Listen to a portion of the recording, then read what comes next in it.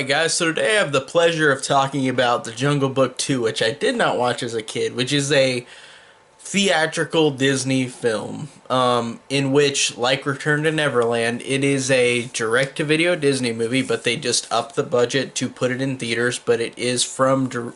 Everything that is done in this movie is from a direct-to-video standpoint, just put into theaters. So... let's talk about The Jungle Book 2, which again, like I said, I had not watched as a kid. I've never seen this before until just now.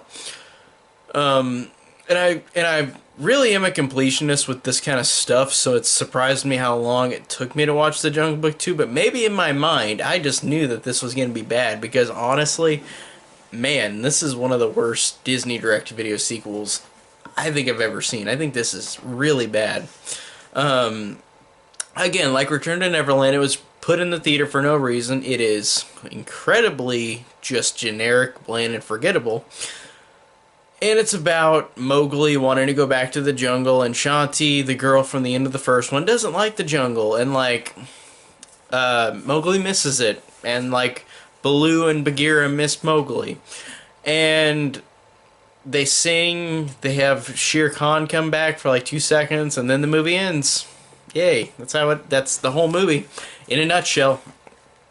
And even though these two songs, there are two new songs in this movie, both of them are hit or miss for me.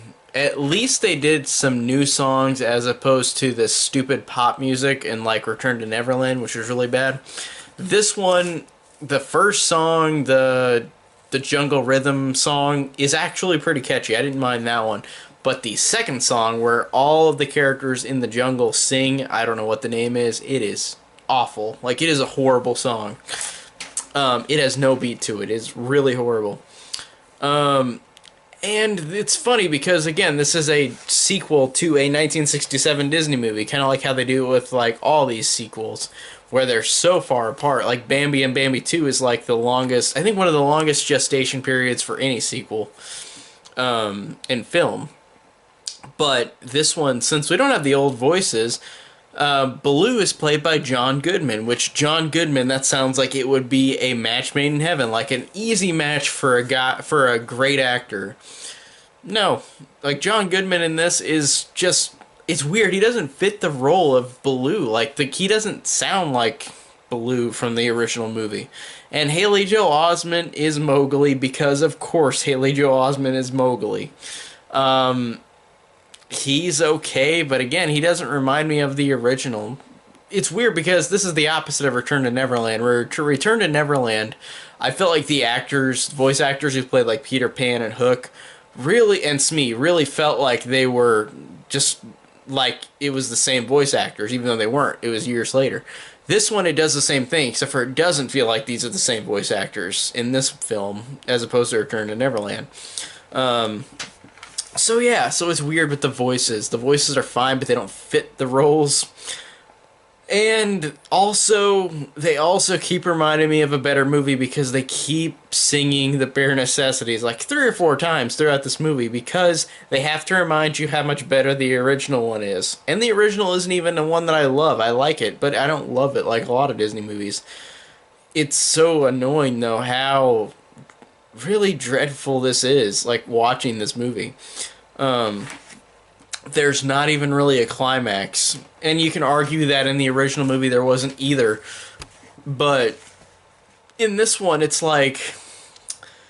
Mowgli encounters Shere Khan again for 2 seconds and then it ends. Literally, I looked down for a second and the fight was over. It literally was pointless that Shere Khan is even in the movie. Oh, and Shere Khan, I guess I could give him... Tony Jay voices him, who voiced Frollo in The Hunchback of Notre Dame. Great voice actor. He actually is intimidating as Shere Khan. I do like his voice. He's the only voice I like and thought fit a little better with Shere Khan than the other characters, like John Goodman as Baloo or Haley Joel Osment as Mowgli. Or Mae Whitman as Shanti, who sung one song at the end of the first movie, but that doesn't sound like the same voice. It sounds very different. There's a really lame climax. It's 2 seconds long, and then the movie ends. They just are happy, and they go into the jungle together again. That's how it ends. oh my god, this was so bad. Like, man, I really did not like this movie. This was so bad. It was just literally, it's so bland and so forgettable that I watched this like a week ago and I wrote notes down. So all that stuff came from my notes, but I can't remember anything else about this movie because it was just so forgettable. I don't remember anything about it really besides what I wrote in the notes. So yeah, this one sucked. I really thought this was one of the worst direct-to-video sequels out there. So yeah, I'm glad I got to finally watch it. Because I'm a completionist, I have to be. Who am I kidding? I don't care. I didn't like it, but I'm not pissed about it. I'm just like, this was stupid. It was stupid, but it didn't piss me off. I was just annoyed at it. Like, come on, this is just pointless. But still, I'm a completionist. That's how hard of a job is that. So, tell me down below what you think of the Jungle Book 2 from 2003. And thank you guys so much for watching.